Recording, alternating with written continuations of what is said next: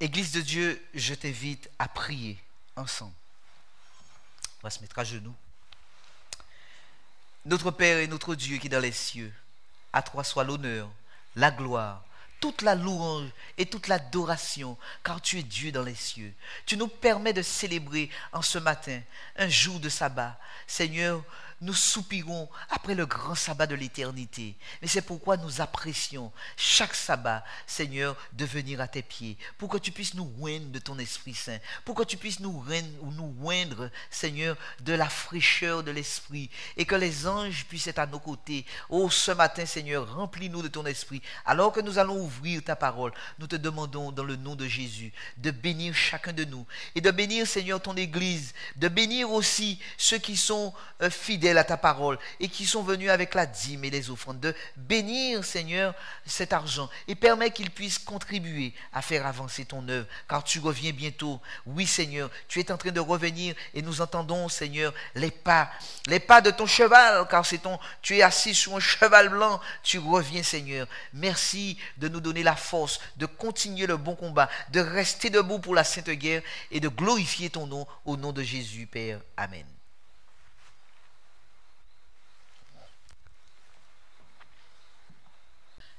Église de Dieu, je te salue ce matin dans le nom de Jésus.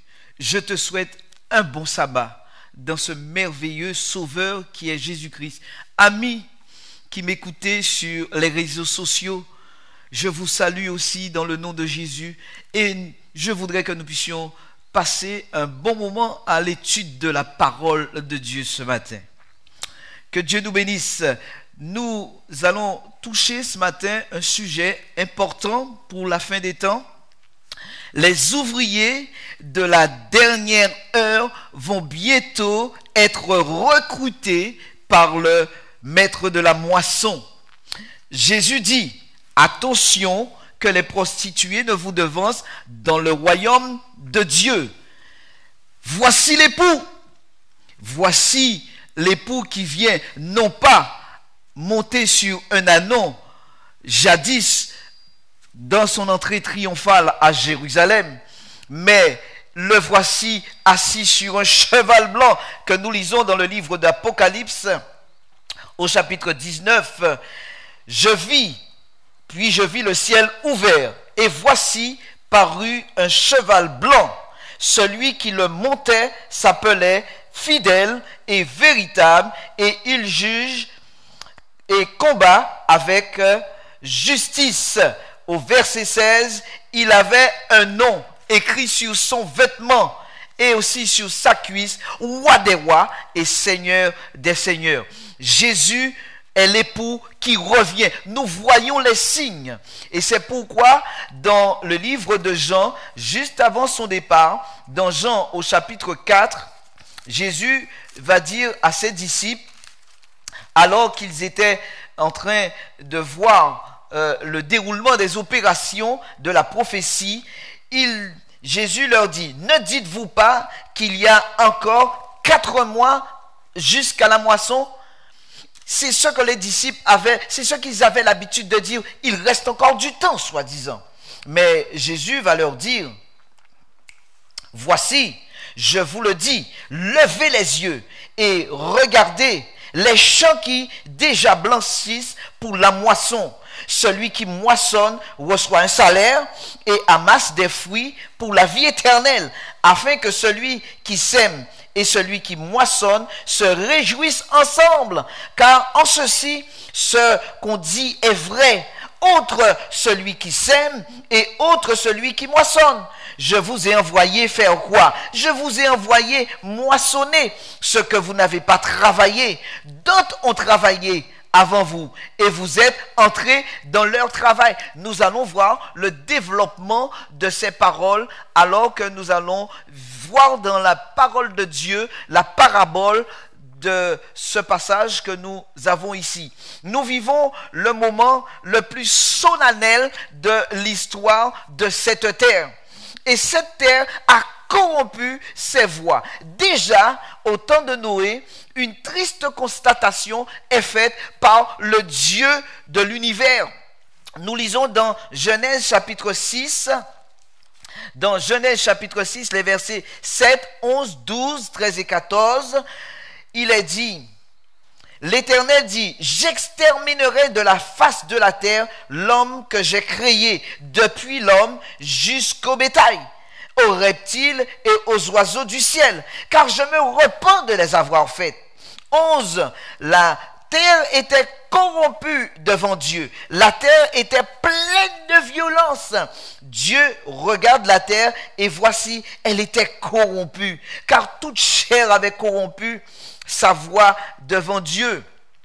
Au verset 13, alors Dieu dit à Noé, la fin de toute chair est arrêtée par devers moi, car ils ont rempli la terre de violence. Voici, je vais les détruire avec la terre. Fais-toi une arche de bois de gopher. Fais-toi un bateau, un navire en paire, une sorte d'arche, grand navire qui avait des dimensions disproportionnées à cette époque. L'arche faisait de long 137 mètres, de largeur il faisait 23 mètres et de hauteur il faisait 14 mètres de haut. C'était vraiment un bâtiment gigantesque. Noé était le premier grand prédicateur de son temps. Et son temps de proclamation du message d'avertissement et de repentance a duré 120 ans, le temps de construire l'arche pour que tous les hommes qui étaient là, qui avaient participé à la construction de l'arche, puissent voir effectivement que Noé dit vrai et qu'il y a un salut pour tous. Nous sommes environnés de périls des derniers jours. La terre est sans cesse menacée, attaquée, frappée de toutes parts. Inondations, tremblements de terre, ouragans, tsunamis, peste, épidémie, pandémie encore aujourd'hui, violence, meurtre, etc. Nous pourrions multiplier les morts qui touchent la terre aujourd'hui. Mais des événements sans précédent, importants et terribles sont devant nous maintenant. Es-tu prêt? Es-tu prêt pour affronter ces moments difficiles, ces moments qui viennent sur nous? Car si tu n'es pas prêt, il va y avoir des difficultés pour toi de garder la foi. C'est pourquoi les 2 mois de confinement étaient un temps d'examen de conscience. Dieu a permis que nous puissions réfléchir pendant ce moment où nous n'avons rien à faire que d'étudier la parole. L'arche de Noé était prête. Mais combien de personnes sont rentrées dans l'arche? Combien de personnes ont accepté d'être sauvées? 8 personnes. 8 personnes. Dans Genèse chapitre 7, tout à côté, il est dit au verset 1, l'Éternel dit à Noé, entre dans l'arche, toi et toute ta maison, car je t'ai vu comment? Je t'ai vu juste devant moi parmi cette génération. Dieu a vu que Noé était juste parmi cette génération qui était pervertie, qui avait corrompu ses voies. Et oui, et nous voyons que dans ce temps où Dieu a détruit la terre, de même à l'époque de Lot, d'Abraham, son oncle, Lot était le neveu d'Abraham. L'ange dit à Lot de sortir pour sa vie des villes de Sodome et de Gomorrhe. Et combien de personnes ont été sauvées encore?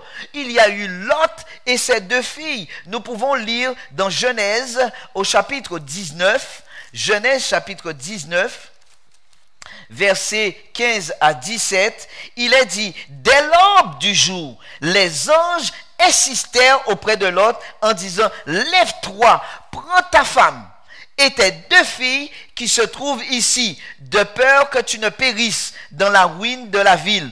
Et comme il tardait, les hommes le saisirent par la main, et lui, sa femme et ses 2 filles, car l'Éternel voulait les épargner. Ils l'emmenèrent et le laissèrent hors de la ville. Dieu veut sauver l'homme. Dieu a voulu sauver Lot. Il a voulu sauver la femme de Lot, mais aussi les 2 filles de Lot. Et nous connaissons l'histoire que malheureusement, une de ces personnes dans ce sauvetage a été perdue parce que n'ayant pas voulu écouter la parole de Dieu, ne voulant pas suivre les commandements de Dieu, eh bien cette personne a été perdue. Il n'y a que Lot et ses 2 filles qui ont été sauvées. Nous pouvons lire dans le livre de Luc, au chapitre 17, Luc au chapitre 17, et les versets 26 à 30, il nous est rapporté, ce qui arriva au temps de Noé arrivera de même au jour du Fils de l'homme. Les hommes feront quoi? Les hommes vont manger, vont boire, se marier et marier leurs enfants. Enfin, ils vont s'amuser jusqu'au jour où Noé va rentrer dans l'arche et le déluge va venir et il les fit périr tous.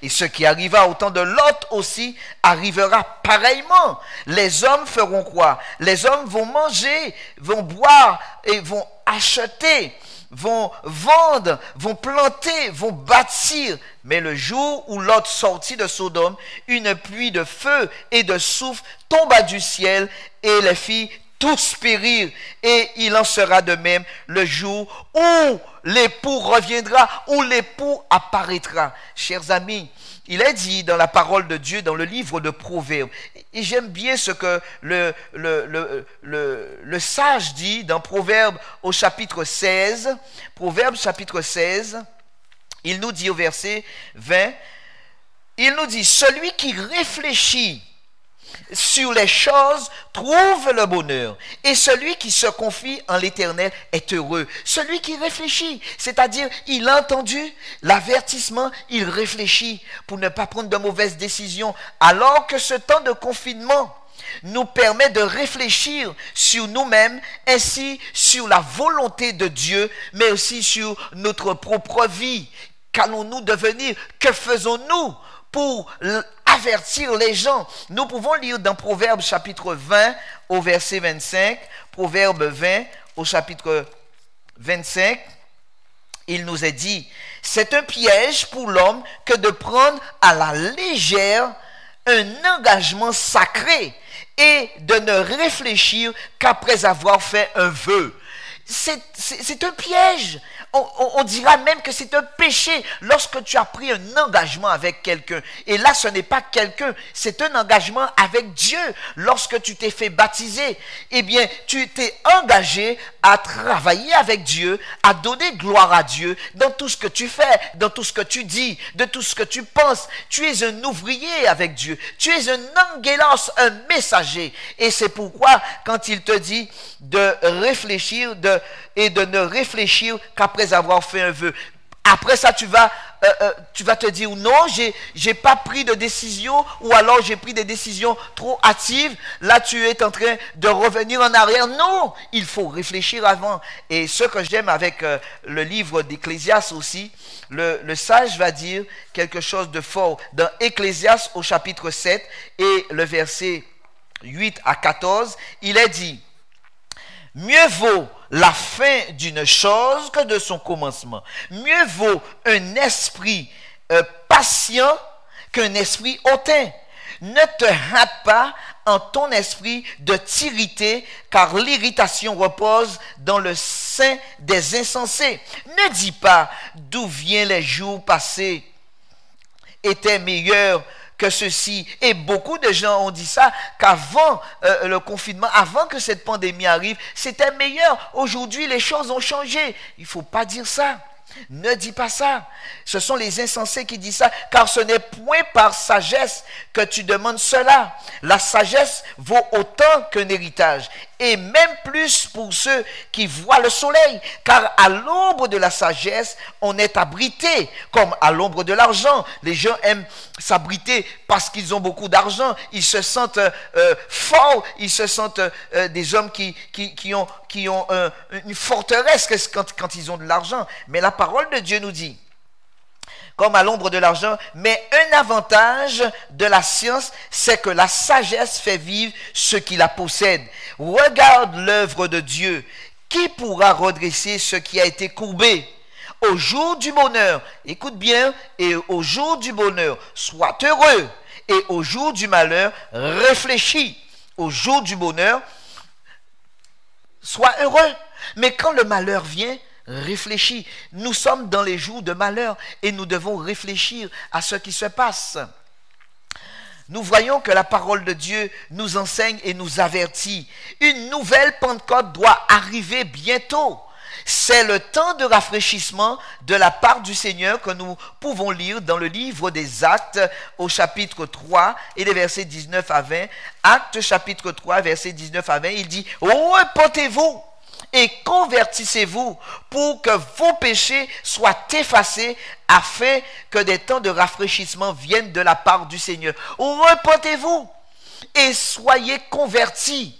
Repentez-vous de vos péchés. » C'est vrai, Dieu a de la patience. Et quand il voit son peuple, je dis bien son peuple, qui garde les commandements de Dieu et qui a la foi de Jésus, n'est toujours pas prêt. Et c'est pourquoi il nous lance cet avertissement. Repentez-vous donc et convertissez-vous afin que vos péchés soient effacés et que vous puissiez recevoir des temps de rafraîchissement. C'est-à-dire, les temps de rafraîchissement, c'est la pluie de l'arrière-saison. Mais attention, avant de recevoir la pluie de l'arrière-saison, je vous ai toujours dit, et la parole de Dieu nous dit, qu'il nous faut faire l'expérience de la première pluie. Et oui, le terme Pentecôte veut dire visitation de l'Esprit de Dieu.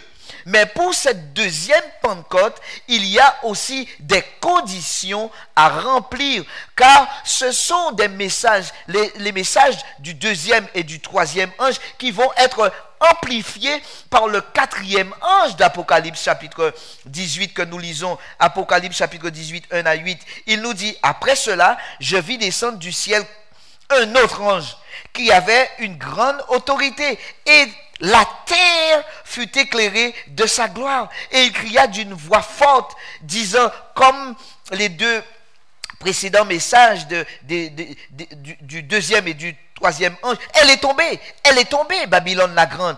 Elle est devenue une habitation de démons, un repère de tout oiseau impur, et odieux, parce que toutes les nations ont bu du vin de la fureur de son impudicité, et que les rois de la terre se sont enivrés avec elle à l'impudicité, et que les marchands de la terre se sont enrichis par la puissance de son luxe. Et j'entendis du ciel une autre voix qui disait, sortez du milieu d'elle, mon peuple. Qui c'est qui avertit aux gens comme au temps de Noé de sortir du milieu d'elle? Eh bien, c'est le quatrième ange, c'est-à-dire ceux qui auront reçu la pluie de l'arrière-saison, la deuxième pluie, parce qu'ils vont amplifier le message du deuxième et du troisième ange. Parce que aujourd'hui, lorsque nous disons aux gens de sortir de Babylone, mais quand nous leur présentons la parole de Dieu, on aurait dit que ces gens-là, ils sont tellement enivrés, tellement saouls, qu'ils n'arrivent pas à comprendre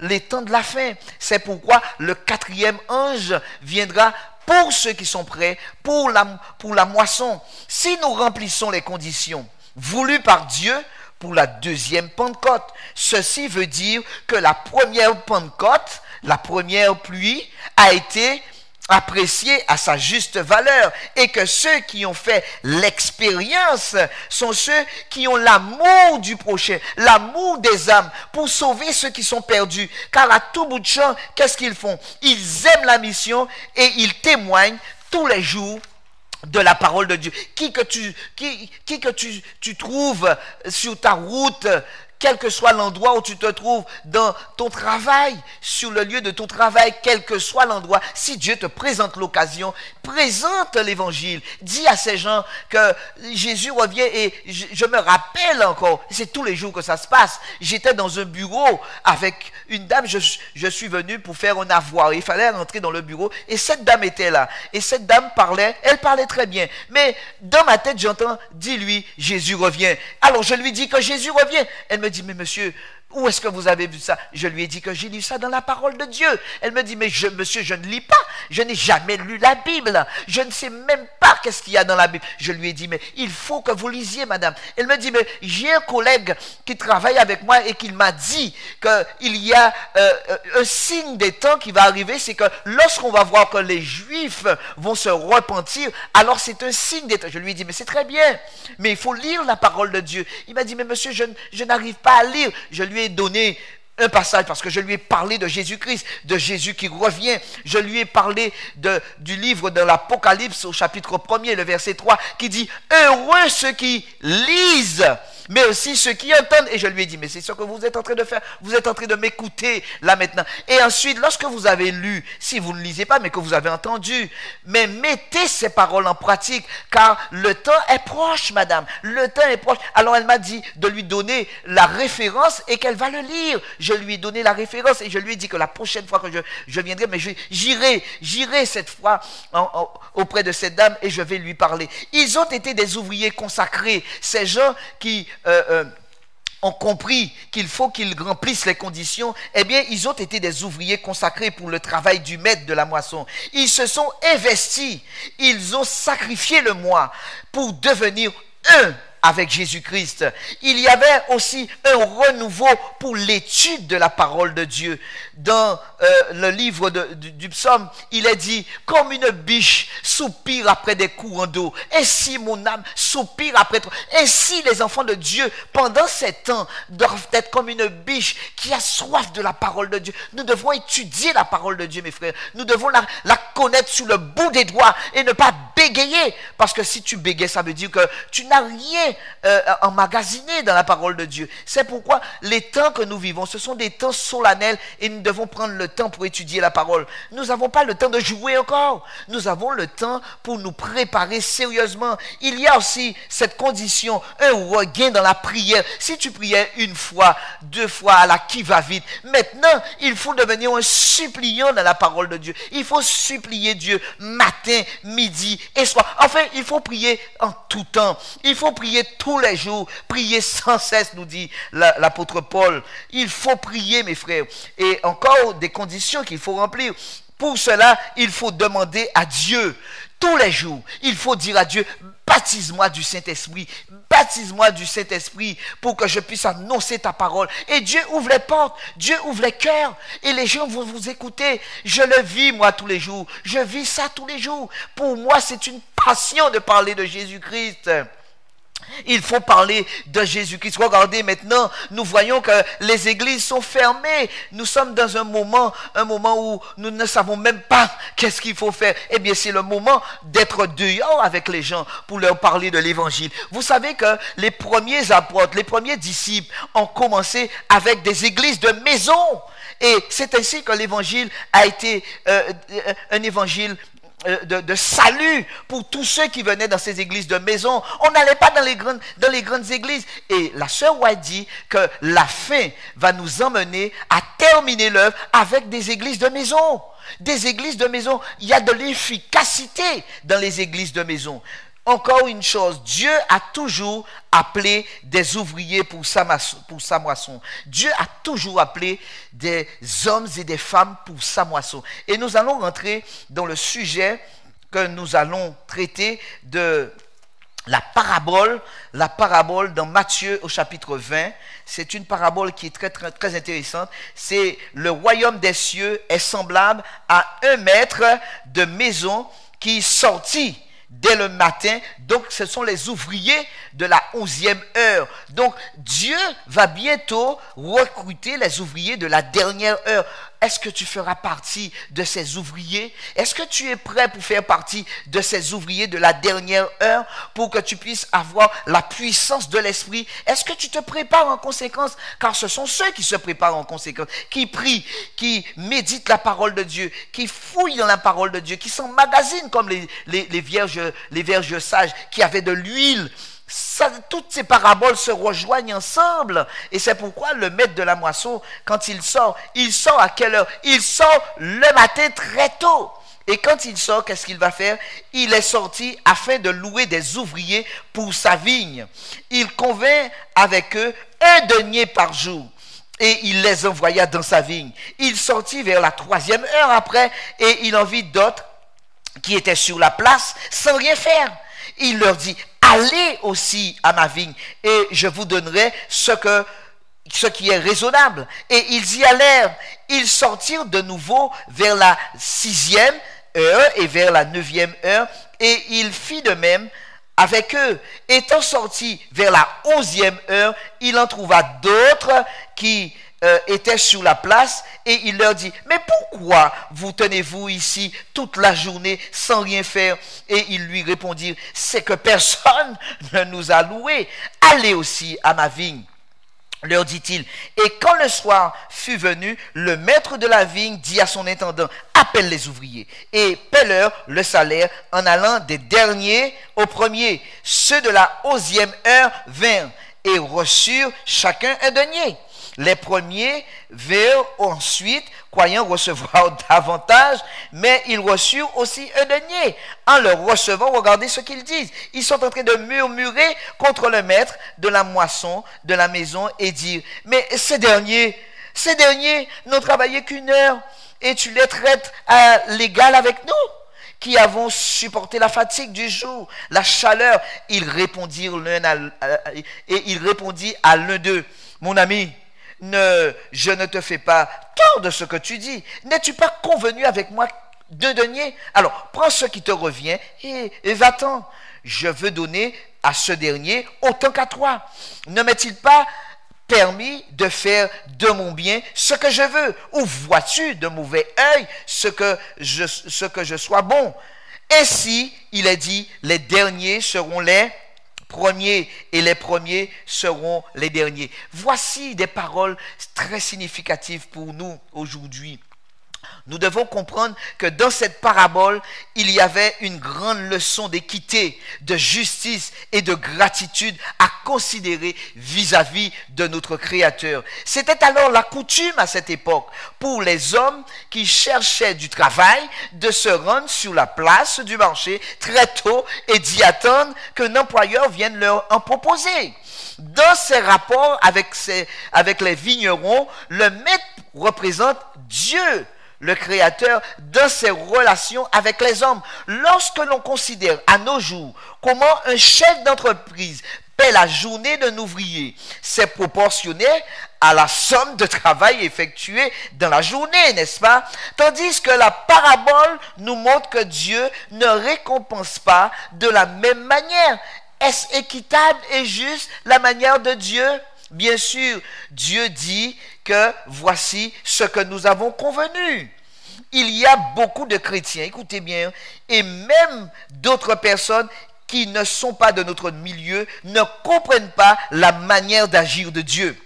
Mais ici, la parole de Dieu nous dit que dans cette parabole, Christ met en évidence les principes de son royaume qui n'est pas de ce monde et n'est pas dirigé par des lois humaines. Le maître de la maison se pose en tant que chef d'entreprise, patron respecté et très digne de confiance, car il convient avec les premiers ouvriers, il convient quoi? Une somme de 1 denier et pas plus, qu'il leur donnera par la suite, le soir venu. 1 denier, c'est-à-dire vous allez dire que, mais 1 denier, mais ce n'est pas beaucoup. Mais les premiers ouvriers n'ont pas rechigné quand on leur a dit qu'on va leur donner le premier. Ils acceptèrent le salaire.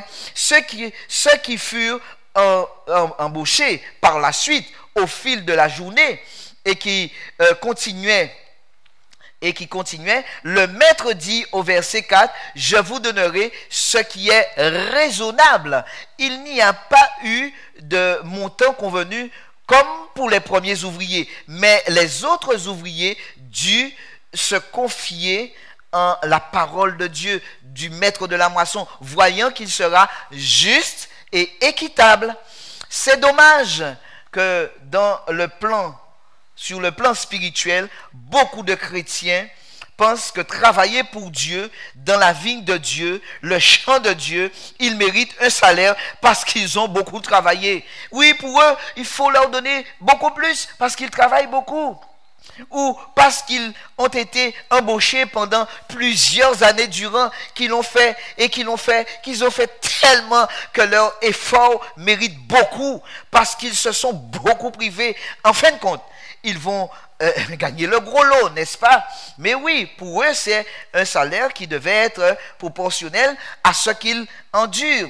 Dieu ne calcule pas comme nous les hommes, comme nous les humains. 1 denier pour les premiers ouvriers et 1 denier pour les autres jusqu'au dernier, et cela quelle que soit la somme de travail effectué et le nombre d'heures passées dans le champ, le champ ou la vigne. Un denier et pas plus. Dieu sait ce qu'il fait. Ainsi, Dieu désire que nous nous remettions à celui qui justifie le pécheur. Dieu nous donne sa récompense, non d'après nos mérites, mais ni de nos bonnes œuvres non plus, mais selon le dessein éternel qu'il a mis à exécuter par Jésus-Christ, notre Seigneur. Il nous a sauvés, non à cause des œuvres de justice que nous aurions faites, mais selon sa miséricorde. Il fera pour ceux qui mettent leur confiance en lui infiniment au-delà de tout ce que nous pouvons espérer. Ce qui fait la valeur de notre service, écoutez bien, ce qui fait la valeur de notre service aux yeux de Dieu, ce n'est pas la somme de travail que nous aurions fait sur des années, non, ou que nous accomplissions, ni les résultats visibles de nos efforts, mais c'est l'esprit dans lequel nous agissons dans le travail. Et c'est un esprit d'amour, d'abnégation, un esprit de renoncement, un esprit qui a brisé le moi, qui a fait que le moi ait disparu et que nous puissions voir l'autre. Oui, nous sommes sauvés et nous sommes contents, mais il faut sauver les autres aussi. Dans la parabole, c'est vrai, les premiers sont toujours ceux qui vont travailler plus. Mais oui, et pourquoi ? Eh bien, parce que c'est eux qui vont défricher, qui vont déchouquer. Enfin, le gros du travail, c'est le début. Le gros effort, c'est le début de la journée de labeur. Mais oui, quand on commence un travail, c'est toujours plus difficile le début. Mais il y a un gros souci. Et de nos jours, nous envoyons ce genre d'attitude sur les chantiers en général. L'heure, c'est 7h, 14h. Mais tandis que 20 ouvriers ont commencé à 7 heures, on voit arriver à 10h30 le 21e ouvrier. Que pensez-vous? Que pensez-vous que disent les premiers? Les 20 premiers? Beaucoup de paroles en chuchotant, n'est-ce pas? Mais dans la parabole, ça ressemble un peu à cet exemple que je suis en train de vous donner. Mais il y a une différence, c'est que le maître qui choisit, et c'est lui qui envoie ceux qui veulent travailler dans sa vigne et à l'heure qu'il veut aussi, et il convient l'argent aussi qu'il doit leur donner. C'est le maître qui convient l'heure. S'il a décidé de l'embaucher à 11h, à 2h, à 3h, c'est lui, c'est son problème. Nous n'avons pas à lui faire la morale. Le maître de la vigne sait ce qu'il fait, puisque c'est lui le maître, le patron, et il fait ce qu'il veut dans sa vigne. Cette parabole, cependant, n'excuse nullement ceux qui ont entendu le premier appel à entrer dans la vigne, mais qui ont négligé d'y répondre. Il y a un grave danger chez certains chrétiens qui, en vertu de leur état de service, estiment plus de droits que les autres, et ils sont à l'ouvrage avec un sentiment de supériorité et non avec un esprit d'abnégation et d'humilité. Ils pensent qu'ils sont, oui, ils sont très bien vus, d'accord, mais il n'y a pas ça dans le royaume des cieux. Et rappelez-vous ce qui s'est passé. Il se peut qu'ils ont fait profession de servir Dieu de toute leur vie et qu'ils aient été les premiers à endurer la fatigue, les privations, les épreuves. C'est d'ailleurs la raison pour laquelle ils prétendent mériter une forte récompense.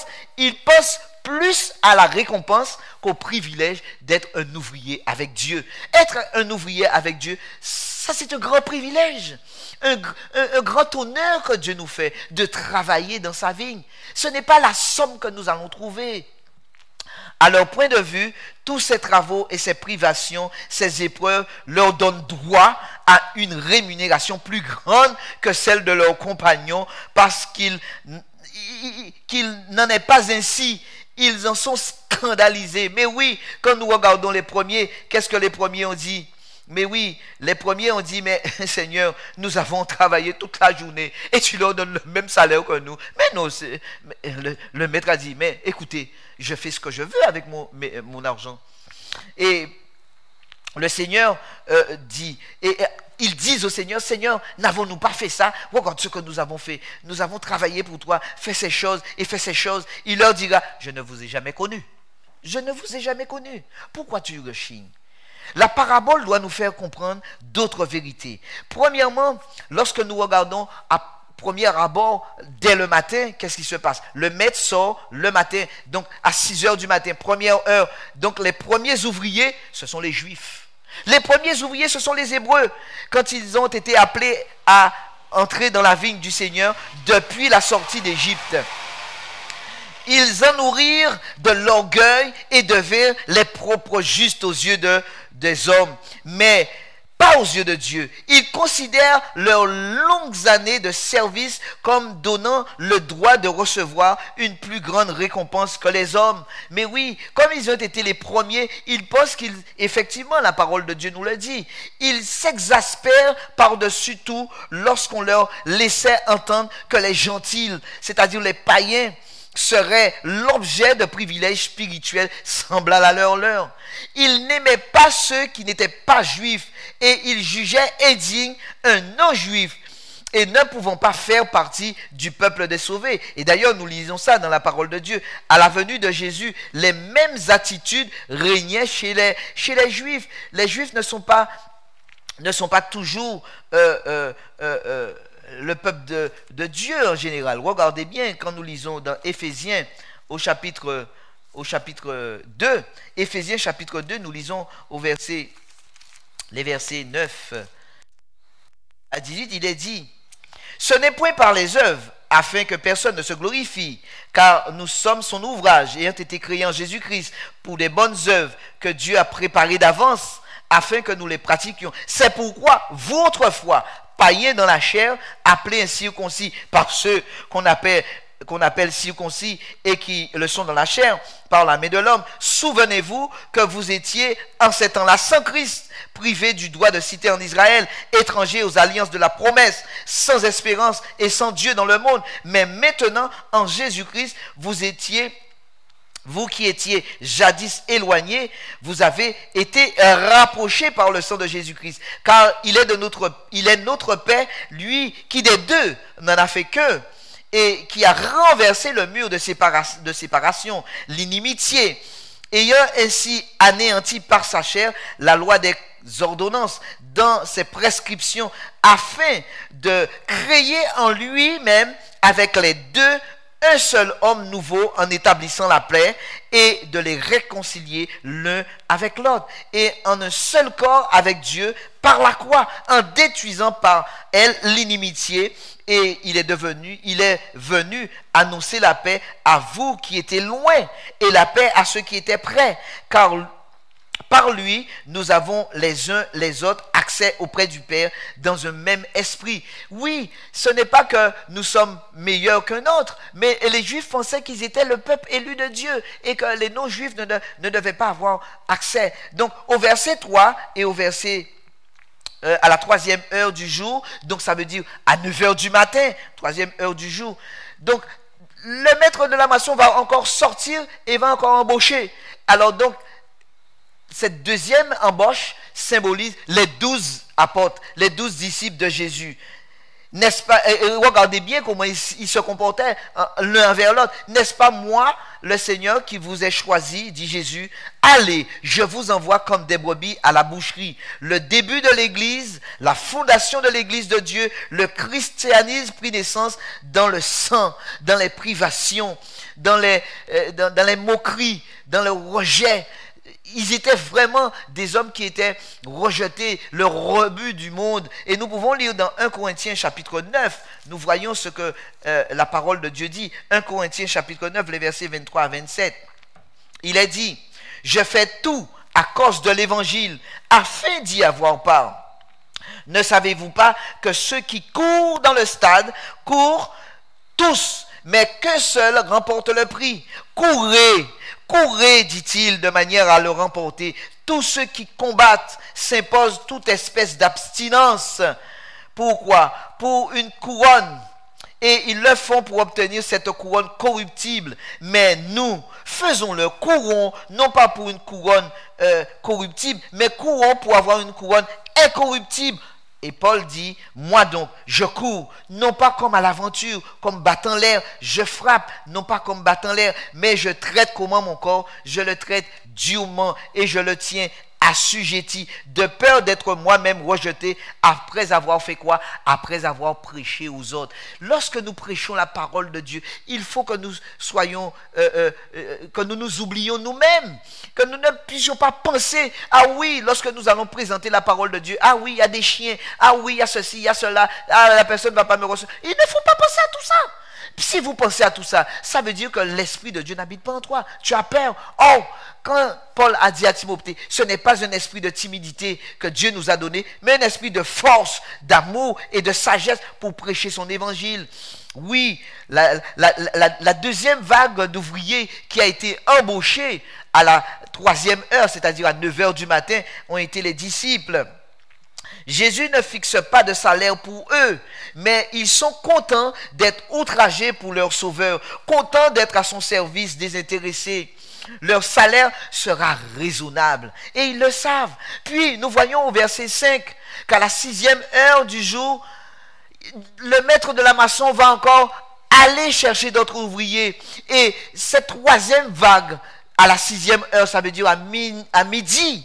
À midi, les gens ont été embauchés par le maître de la moisson. Eh bien, cela symbolise William Miller et les Millerites. C'est le fondement de l'adventisme qui commence. Et ils prêchent l'évangile dans le champ, car la terre était fertile à cette époque. Et beaucoup à cette époque ont accepté Jésus, sont venus à l'évangile. Et pourquoi? Parce qu'ils entendaient que Jésus était sur le point de revenir. Aujourd'hui, c'est pas ce que nous voyons les signes. Est-ce que vous êtes convaincus que Jésus revient? Est-ce que tu es convaincu que Jésus revient? Est-ce que tu es prêt? Est-ce que tu es prêt pour recevoir la pluie de l'arrière-saison? Et si tu fais l'expérience de la première pluie, alors Dieu te couronnera de grâce, mais aussi de victoire, parce que tu auras la plénitude de l'esprit comme ces hommes. Oui, puis dans le même verset 5, la 9e heure, c'est-à-dire à 3 heures de l'après-midi, 9e heure du jour, 3 heures de l'après-midi. Pourquoi dans le même verset, la 6e et la 9e heure? Eh bien, c'est parce que à cette même époque où William Miller était en train de prêcher l'évangile, est venue aussi Madame White. Donc, Madame White symbolise celle qui est venue à 9 heures, à la 9e heure, c'est-à-dire à 3 heures de l'après-midi. Et elle est venue et elle est rentrée en scène avec le sabbat qui avait été longtemps oublié. Alors que le terrain était fertile, son œuvre désintéressée par son sauveur fut grande jusqu'à nos jours aujourd'hui. Et nous sommes contents de pouvoir lire dans les écrits de cette dame, de cet auteur chevronné, que l'Esprit de Dieu était vraiment sur elle. Puis au verset 6, vient la 9e heure du jour. Ces ouvriers sont particuliers. Jésus leur pose une question. Regardez la question que Jésus leur dit. Jésus leur dit, pourquoi vous tenez-vous là sans rien faire? Et ils vont répondre, mais Seigneur, mais il n'y a personne qui s'est intéressé à moi. Personne ne s'est intéressé. Eh bien, ces ouvriers de la 9e heure, ce sont ceux qui attendent. Ils sont en train d'attendre quoi? Ils sont en train d'attendre le message. Le message du 2e ange et du 3e ange, parce que l'ange de l'Apocalypse va leur dire, sortez du milieu d'elle. Mais oui, ils attendent ce message, parce qu'ils sont là à attendre. C'est pourquoi ils ont dit, mais nous sommes là et personne ne nous a embauchés, personne ne prend garde à nous. Eh bien, le Seigneur va les appeler à sortir. Mais pour qu'il les appelle, il faut que nous soyons aussi prêts. Et donc, ils symbolisent ceux qui sont appelés pendant le grand cri et qui vont répondre positivement au maître de la vigne. Écoute leur réponse. Ils se tiennent toute la journée sans rien faire.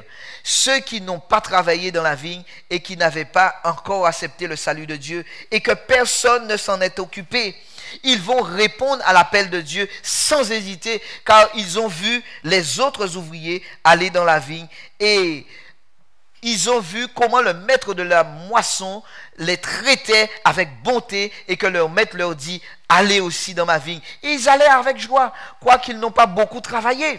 Mais ils travaillèrent avec joie et ils reçurent aussi ce que le maître avait donné. C'est-à-dire, il leur avait dit qu'il va leur donner un salaire raisonnable, le denier. Et ce denier symbolise, vous le savez, vous l'avez compris, c'est la vie éternelle. Tout le monde reçoit la vie éternelle. C'est le salaire. C'est le salaire que Dieu a donné premièrement aux Juifs. Il leur offrait le salaire en Jésus-Christ, le denier qu'ils ont voulu, qu'ils ont accepté. Mais après ça, ils n'ont pas compris. Ils n'ont pas compris la valeur du denier. Et quand j'ai réfléchi, j'ai cherché qu'est-ce que c'est qu'un denier. Un denier a une valeur inestimable. C'était le salaire à cette époque. C'était un beau salaire.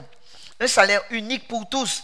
Et il symbolise la vie éternelle en Jésus-Christ pour tout le monde. Ceux qui croient, pour le juif premièrement, mais aussi pour le grec. Ainsi, Église de Dieu, cette parabole est un avertissement pour tous les ouvriers du Seigneur. Mais oui, nous voyons que l'Église, dans sa position aujourd'hui, doit se réveiller, doit se réformer, doit comprendre que nous sommes dans l'heure où Dieu va recruter les ouvriers de la dernière heure. Et malheur à ceux qui n'auront pas reçu l'appui de l'arrière-saison. Ça veut dire ils n'auront pas reçu la puissance de Dieu. Attention, nous sommes dans des heures solennelles. Quelle que soit l'ancienneté de notre service et l'importance de notre labeur, sans amour, nous sommes comme rien devant Dieu. Ce n'est pas le fait que nous soyons 40 ans, 50 ans dans l'église, mais si tu n'as pas reçu la pluie, tu n'as pas fait l'expérience de la première pluie, comment tu vas pouvoir supporter la seconde pluie? Parce que la seconde pluie, elle vient pour amplifier le message du deuxième et du troisième ange.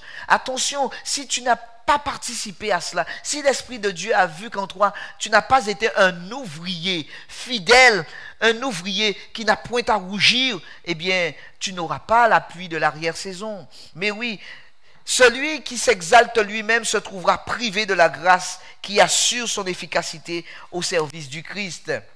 Et pour terminer, si court et si effacé que soit notre service, si nous suivons Jésus avec foi, nous ne serons pas frustrés de la récompense comme les premiers ouvriers.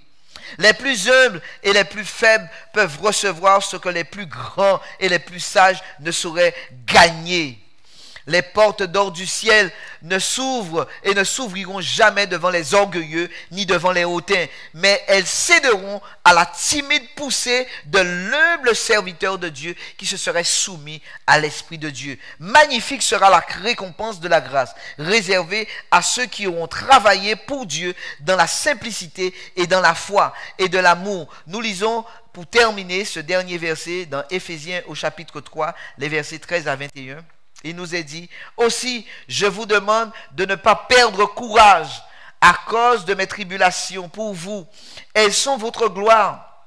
À cause de cela, je fléchis les genoux devant le Père de notre Seigneur Jésus-Christ, duquel tire son nom toute famille de la terre, dans les cieux et sur la terre, afin qu'il vous donne, selon la richesse de sa gloire, d'être puissamment fortifié par son esprit dans l'homme intérieur, en sorte que Christ habite dans vos cœurs par la foi, afin que, étant enracinés et fondés dans l'amour, vous puissiez comprendre avec tous les saints quelle est la largeur, la longueur, la profondeur et la hauteur, et connaître l'amour de Christ qui surpasse toute connaissance, et en sorte que vous soyez remplis jusqu'à toute la plénitude de Dieu. Et c'est pourquoi Paul disait que l'amour de Dieu nous presse.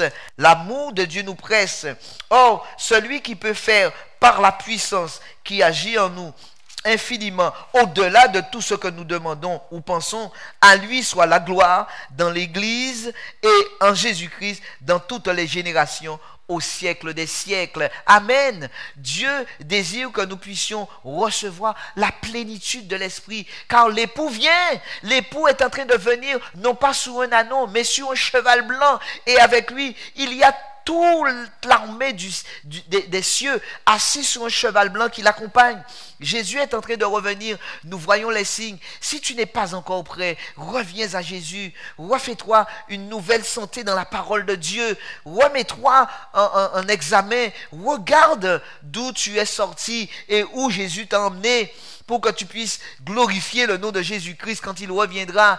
Ne fais pas la timide, ne regarde pas à droite et à gauche en disant, mais celui-là, non, Jésus te dira, mais qu'importe, laisse-le, toi, suis-moi. C'est pourquoi il nous faut suivre Jésus. Et la parole de Dieu nous dit dans Apocalypse chapitre 14, voici les 144 000 font quoi? Ils suivent l'agneau partout où il va. Ils suivent l'agneau partout où il va. Jésus a été où? Jésus a été sur les chemins de la privation. Jésus a été sur les chemins de la recherche des âmes. Jésus a été celui qui a frayé le chemin et il a laissé le chemin ouvert pour les autres ouvriers qui sont venus. Les ouvriers de la dernière heure seront ensemble avec les ouvriers de la première, de la 6e, de la 9e heure. Ainsi nous serons tous ensemble et tous nous allons recevoir un denier, la vie éternelle en Jésus-Christ. Que Dieu nous bénisse et nous fortifie.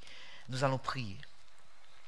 Notre Père et notre Dieu, nous te remercions, Père, de nous avoir accordé ta grâce et ta paix, d'avoir ouvert le Saint-Livre et de trouver, Seigneur, la récompense pour ceux qui ont été fidèles, pour ceux qui se seront engagés et qui ont réfléchi. Car en faisant cet engagement, nous nous engageons nous-mêmes à dire, oui Seigneur, me voici, envoie-moi. Seigneur, aide-nous à comprendre. Aide ton Église à se réveiller. Aide ton Église à se mettre debout, en marche, en avant, pour le mettre debout, pour la sainte guerre. Seigneur, aide ton Église à se fortifier, à s'encourager mutuellement. Et oui, chacun de nous, encourageons-nous à nous dire, lève-toi, il est temps d'aller, il est temps pour la guerre, car nous voyons que la moisson est déjà blanche. Oui, allons les avertir. Seigneur, aide-nous à recevoir, Seigneur, le Saint-Esprit, oui, le Saint-Esprit, pour que nous puissions être puissamment fortifiés et encouragés par les paroles. Merci d'avoir entendu notre prière et bénis-nous, nous t'avons prié au nom de Jésus. Amen. Bon sabbat à tous.